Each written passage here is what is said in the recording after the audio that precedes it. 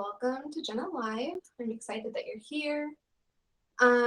Today is going to be just a little bit about a little bit of everything. um, I recently started to get into human design, so I'm going to talk a little bit about that. And the reason that I did it was for myself, but it was also because I saw this as a great tool and an opportunity for my clients and for other people as well, the more that I got into it. Now, I'm still in the really baby beginner version of even understanding my chart and all that stuff, so I'll get there eventually. Okay, so the biggest thing that I noticed today for myself was realizing that I need a certain type of exercise. So whether it's doing burpees, or whether it's honestly just, I've talked about this on YouTube. I don't know if I've talked about it on here, but I recently got a stationary bike. And it's not like a fancy one. It's not a Peloton or anything like that. It's more old school. But for whatever reason, I just feel so much better after being on that bike. So what I wanted to do is see what the time frame was going to be on the bike. I didn't do it yesterday, and I noticed, I did it, but I got off after less than 5 minutes, which just kind of shows you, like, it doesn't matter if you're a coach, it doesn't matter if you have willpower, it doesn't matter. There's just some days where it's like, I don't know. I don't know if I want to do that. Like, I don't know if I want to complete this because I have a set, amount of time that I do each day. It's a ladder, and then I go back down, go back up, go back down. So today I was like, okay, well, you have to make up for yesterday too. So I combined the times and realized that they were just a little bit short of the 99 minute, 59-second mark. And what I wanted to see and what I was curious about seeing is, okay, will this machine go past that, or will it just restart over in calibration? And I was like, that's honestly just like 4 or 5 minutes. If I'm going to be that petty, I guess I can take it off of the minutes that I owe tomorrow, and it's holding myself responsible, and it's, holding all these things that I'm wanting to do for myself, because I also know, like, yes, sometimes I don't want to do these things that are going to make me feel better, but I need to so I can do what I'm doing now. I need to so that way I have the energy, and so I have the, I don't know, like, I get really inspired when I'm working out and stuff. So I get definitely inspired, but I don't get the same kind of rush from doing yoga unless I make it intensive. And oftentimes I don't, because I started my yoga videos at a certain point, and I'm gradually, getting further along in that place for the people that are watching. So that's how I think. I don't think about it like, okay, this is my time to, like, show off what I can do or anything like that. And to be quite honest with you, I was a yoga instructor when I was 19 years old. I'm 35 years old now. Like, it was a long time ago, but I practiced yoga throughout that time. I mean, and I've stayed up to date and all those things.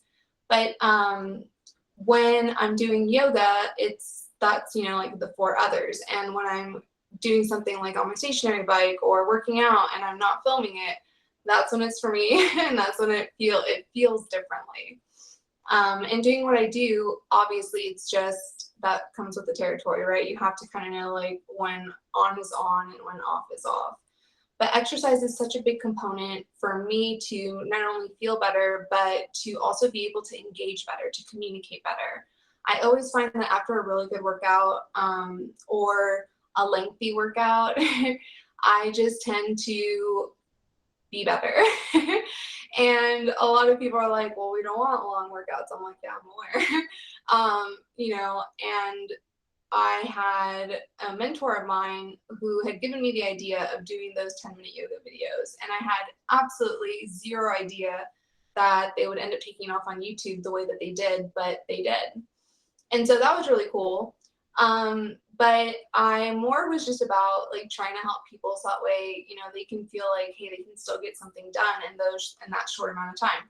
It's just, for me personally, I don't feel like I'm getting a lot out of something when I do it for a short amount of time, even though I have coached on doing like 5 minutes of working out after you eat, or doing shorter workouts throughout the day to get to the ultimate, whatever that time amount is for the day that you have set.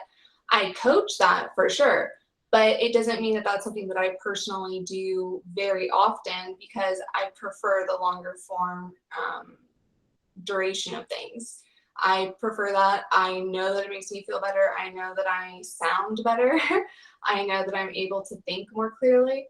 So, I would never say to anybody to forego cardio, right? Because sometimes in cardio, you're going to, especially if you're in it for a while, like today it was, let's see, it was under 2 hours, but I just kept on going because I was like, well, first off, I need to test out this like clock, right? And then second off, I need to keep my promise that I made to myself, and I didn't finish yesterday, so I'm finishing it today.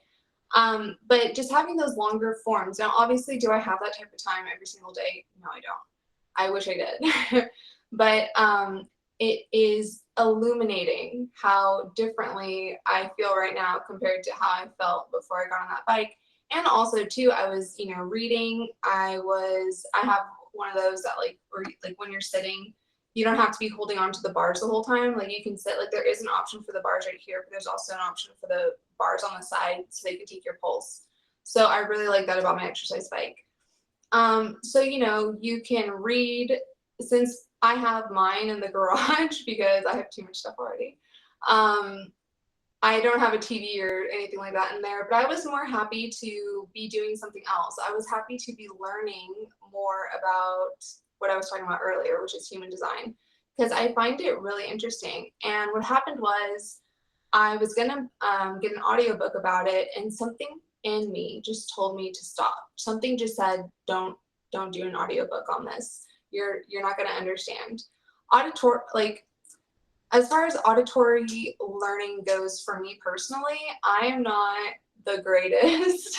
So for me, it's more like auditory and kinesthetically, like taking notes, because I have to be able to kind of like process and understand. So because of how complicated human design can get, especially when you're getting into all the different like factors and all the gates and all these different things that they talk about, it was like, no, don't do that. But there was a podcast, and there was a podcast on Audible, and I was like, okay, let me check this out.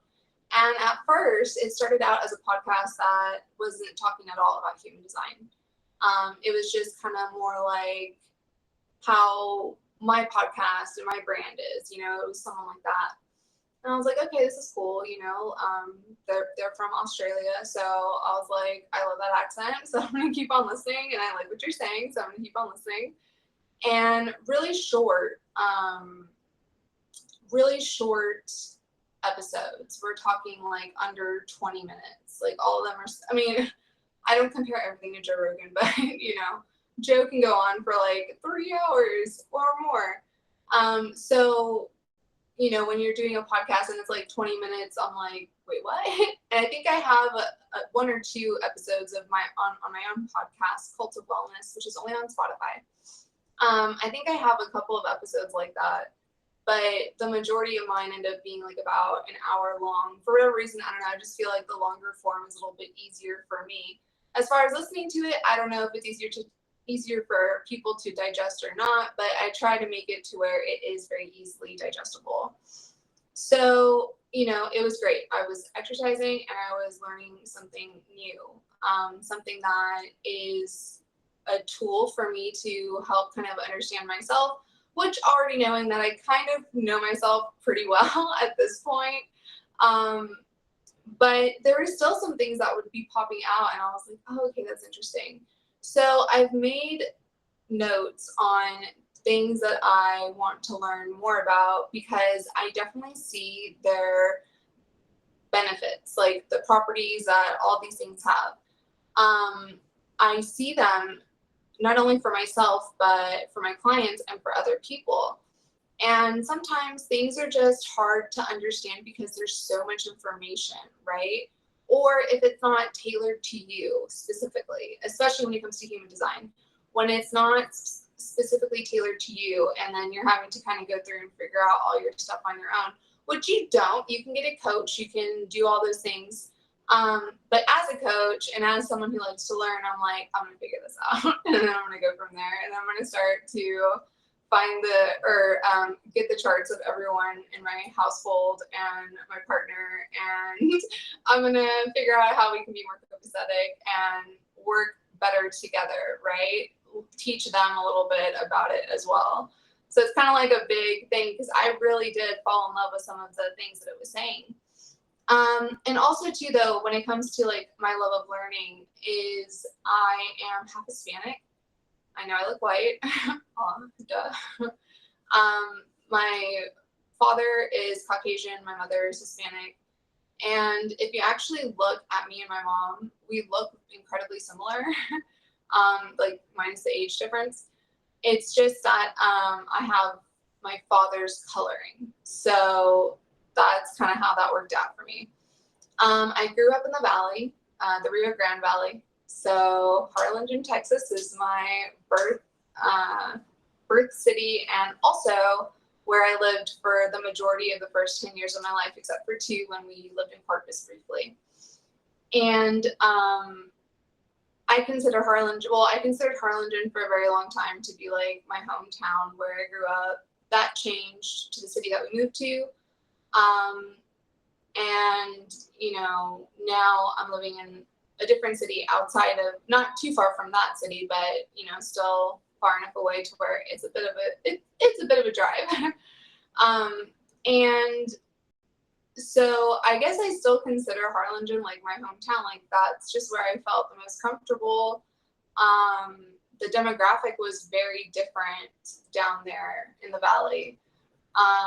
Cities were close to each other, like it wasn't that hard to get from Harlingen to Mission or now Palmhurst, or it wasn't hard to get from Mercedes to McAllen or San Juan or whatever, right? Like all these places that in these bigger cities, it takes you 15, 20, 30 minutes to get to an appointment in this one city. You're doing that same thing and you're going through like 2 or 3 cities down in the Valley. Also, everything was very much like dated. So, for example, music, right? On the radio. We would be behind in music, and I did not know anything about this until I moved to the larger city in Texas that we lived in for a long time. And I was like, what the heck? Like, we literally were behind. We were behind on music. We were behind on so much stuff. And again, it's because it's a much smaller market, especially at that time, because Harlingen was so much smaller back then. But it was a really great city to grow up in, and I really just loved the diversity, and I loved very rarely being targeted for really anything, and really not seeing and not experiencing any forms or kinds of racism until I got older and moved to a big city. And even then, like, it really wasn't there really wasn't a lot of that, I remember as a teenager, like, people would make jokes and stuff like that, but it was never like antagonistic, and people were never arguing over race. People were never fighting about stuff like that. So it was a nice way to grow up. Like the way that I grew up, with the exception of some traumatic events that occurred, it was a great way to grow up. So with human design, the reason I brought Harlingen up, hot town, is because when you are getting your chart, right, what it's going to ask you for is your name. It's going to ask you for your birthday. It's going to ask you for your birth time, which is incredibly important. Now, my birth time is 9:11 p.m., which did not matter until September 11th. And now it's like, okay, great. But you put that in, and then you also put down where your birth count is. So you can do this on multiple different sites. If I'm not mistaken, I followed the one, not the book that I got suggested because that one would have taken a while.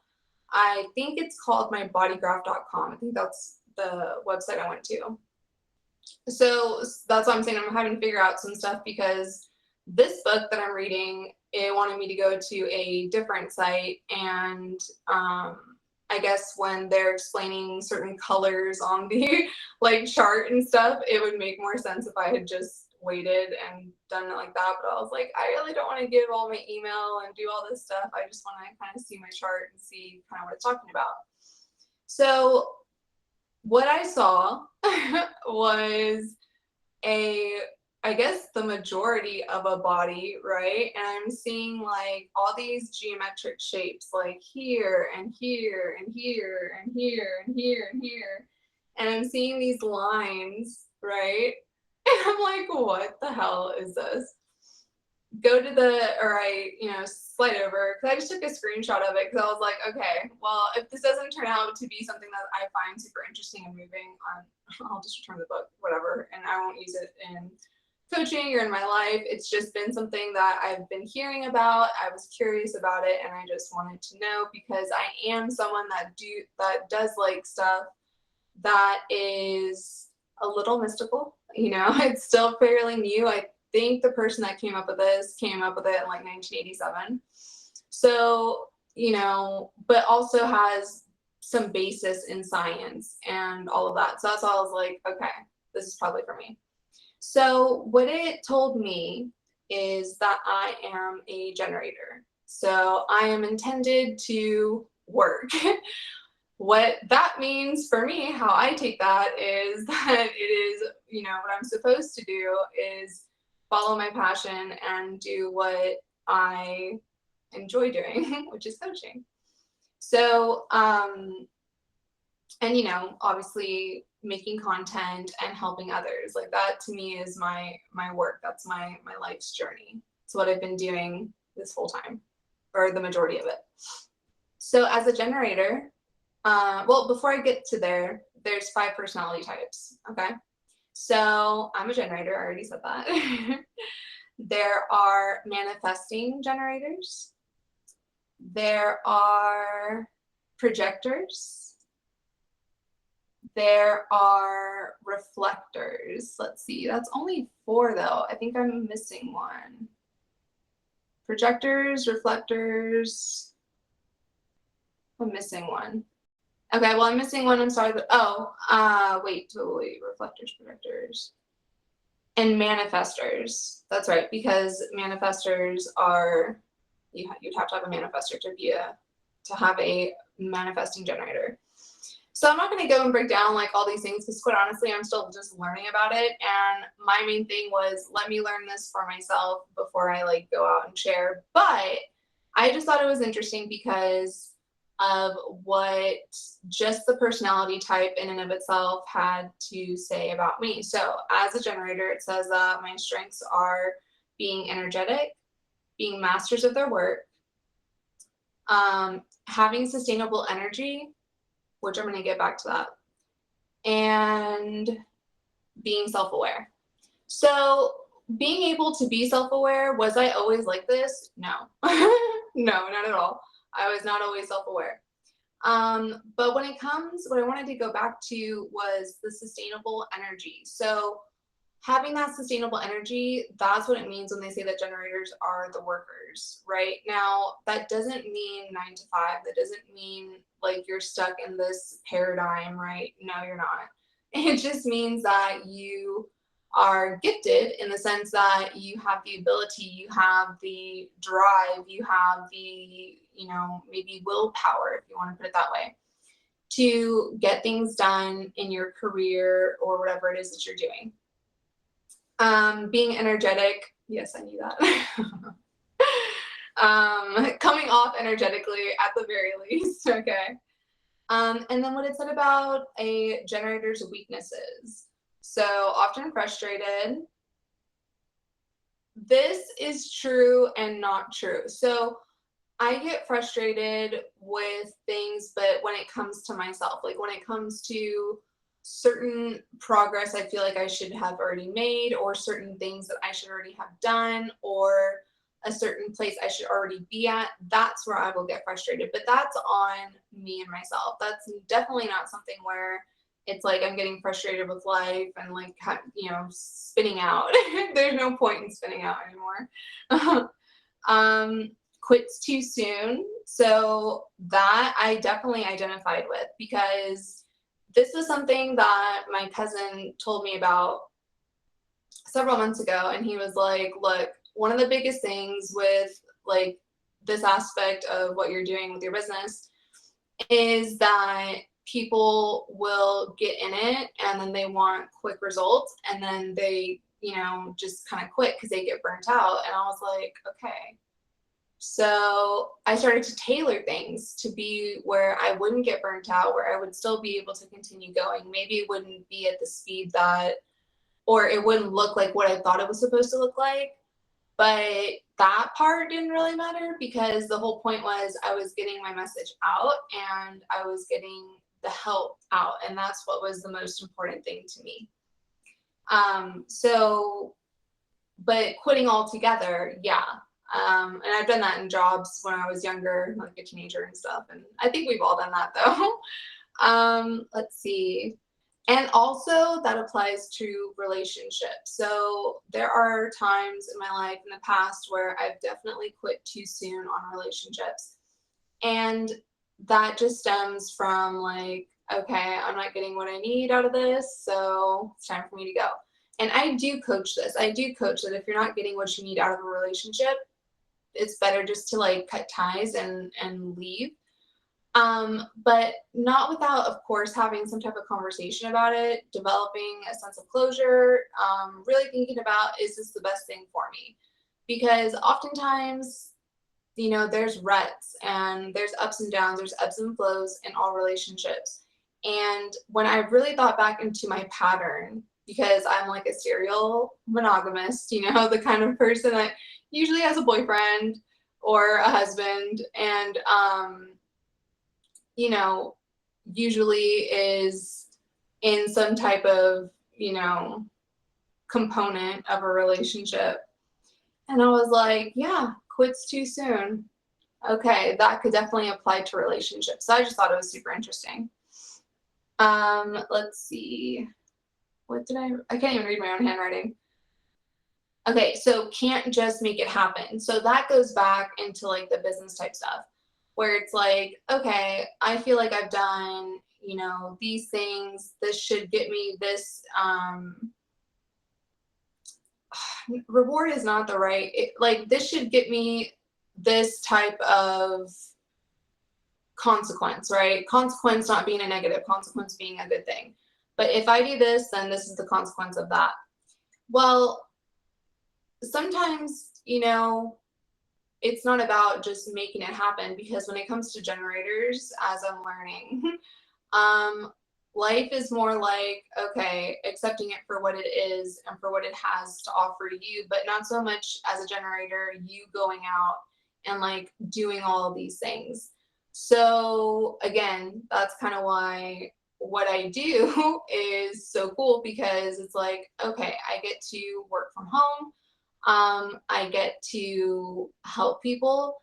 I get to do all these things, and I don't really have to worry so much about, you know, getting hung up on can't make certain things happen, because I'm the kind of person where I will eventually make something happen anyways. But they say it's a weakness for generators, so I don't know. Maybe it's just generic. And then feeling stuck or can feel stuck. So this definitely was something within me where I was like, I wouldn't consider it a weakness. And this is why. This is the only reason. Generally, when I feel stuck, when I feel like I can't move out of whatever the situation, whatever the experience, whatever's going on, right? When I feel stuck, especially in my head, I tend to find a way to get unstuck. So it will be, what is going on with the lighting? What is that? Okay, I don't know what just happened. Maybe I'm just tripping out. What was that? That's so silly. That's funny. Okay. Anyways, sorry. You know, but getting unstuck, getting out of like feeling that way, you know, doing something that feels good for your body, or doing something that honestly, especially for generators, you know, feels productive, because what you're doing is you're doing something. Maybe you're not accomplishing like a huge ass goal or anything like that. You don't have to, you know, kind of let the world show up for you. So the generator is designed to lead a happy, fulfilling life when they let life show up for them, as opposed to going out and making life happen. And so that's basically what I just described, right? Like, okay, so I have to understand that, you know, things in my world are going to kind of come to me, especially with, there's some other factors that are mitigating that as well, of course. But there are just things that are just going to happen and come to me, and how I respond is how I'm going to be able to ratify that, or, you know, whatever it is, because that's what I have to do, is to respond, you know, is to not react, but respond to things that happen to me in my life. And I think we all kind of have that choice. We all kind of have the choice of, especially with approximately 35% of the population. I don't know if this was taken in just the US or not, but 35% of the population are like me. They're generators. Of course, that's like the most basic, like, you know, thing. When you start to get down, especially when you get into your chart and all the different numbers and what everything means, you'll really start to see and see your plan, and see kind of like how things have lined up. Because basically with human design, what they're saying is that, you know, where you were born, the time, the date, all those things correlate to something that is going to stay with you for the entirety of your life. All of those things are, you know, all those aspects, there's this chart, right? Like that guy, he basically had all this information downloaded to him, as it goes. I know, woo-woo. And what happened was, you know, so he, you know, had all this information, came out with like human design, changed his name, and, you know, found this way to help people, you know, live their most authentic, you know, life, which is what I always talk about. I'm always talking about wanting to be as authentic and as fully realized, really as fully realized as possible. And at the end of the day, though, that's not just for me. It's because of where I see my brain going and where I see things going in general. And even in situations and stuff where it's like, but, you know, this is such a small, I'm like, I'm aware of where I am right now. I truly am. And that's why it's nice, though, that I'm able to put in time into other types of things, into other tools, into other resources for my clients and for the people that, you know, watch my videos and watch my live streams. Only because if I feel like it's going to help me, I've always been the kind of person that I want to share it with everybody else. That does not mean that it is going to be helpful to you directly, but you could know someone like me, or you could know somebody, right? That's like someone, and, you know, be like, hey, so this information, I'm not really, you know, into it about it, but, you know, this is something that maybe you should look into. Maybe this would help you.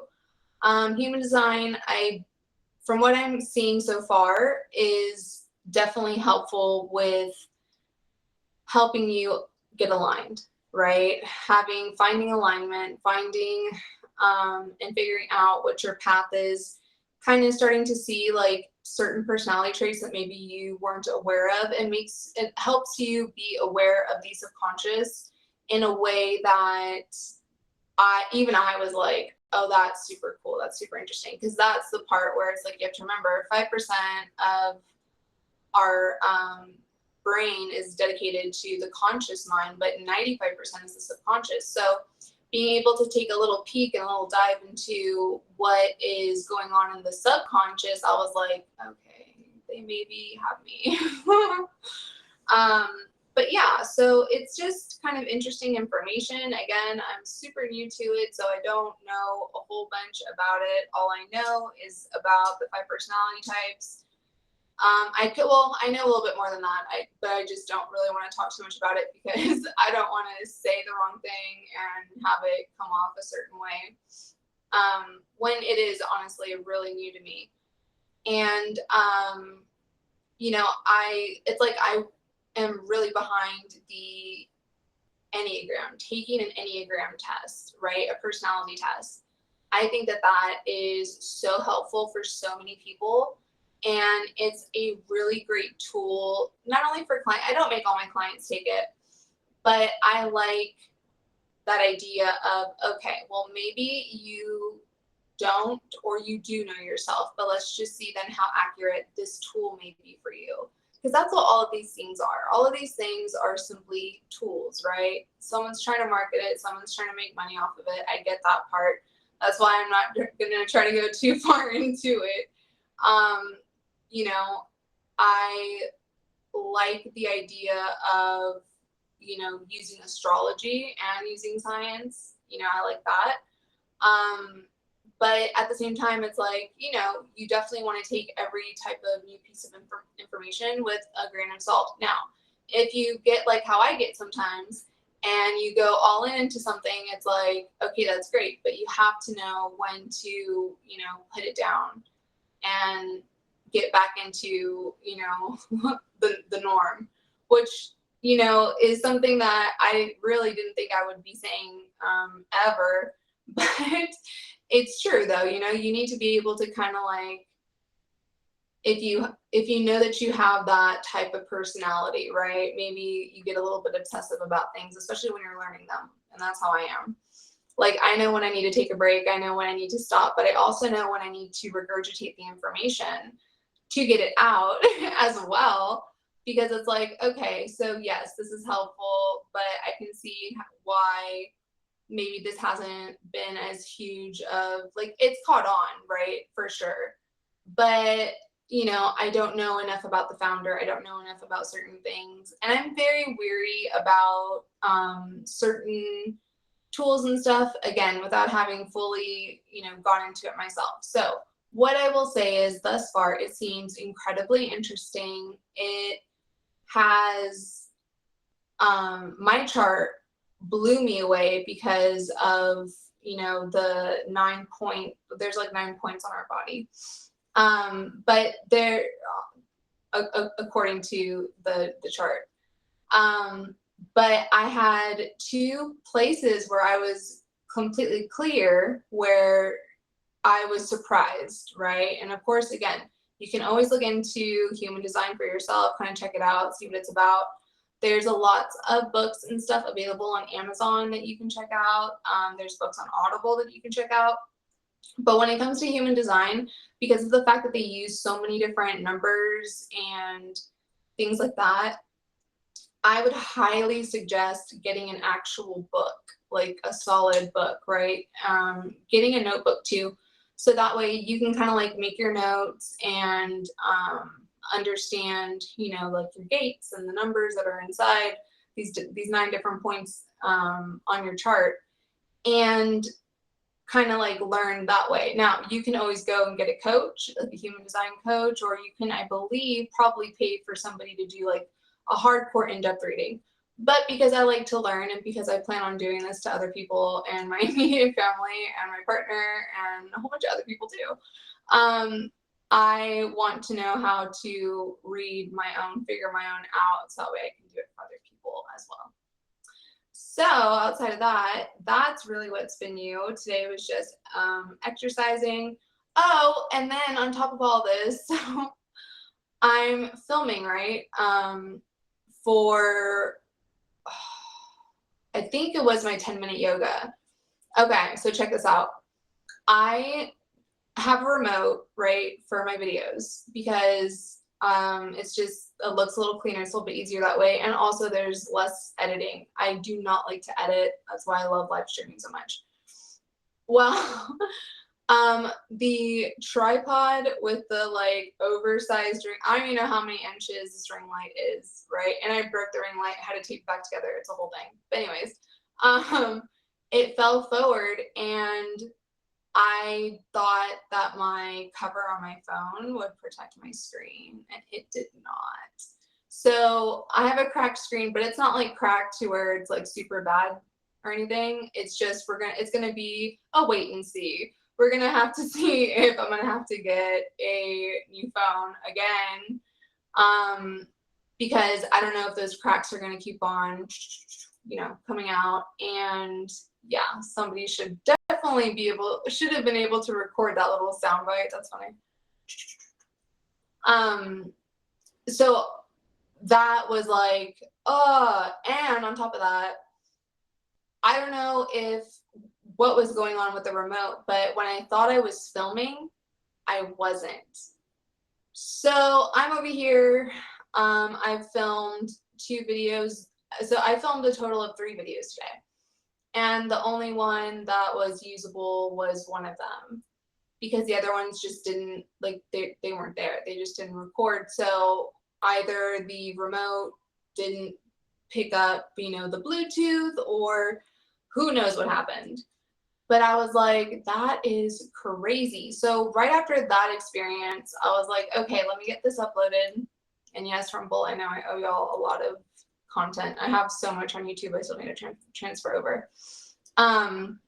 So I was like, honestly, I was like, F this, right? Like, I was kind of like right there, because I was so pissed about my screen being cracked. And I was like, okay, I'm gonna go work out, and that'll be it, So it's not like I hadn't already worked out. Like, I had already done the yoga videos, and had done a meditation and all this stuff. But yeah, I think that's what also kind of helped me with, doing that stationary bike workout. It was kind of like, I was just kind of frustrated and it sounds like you're frustrated easily.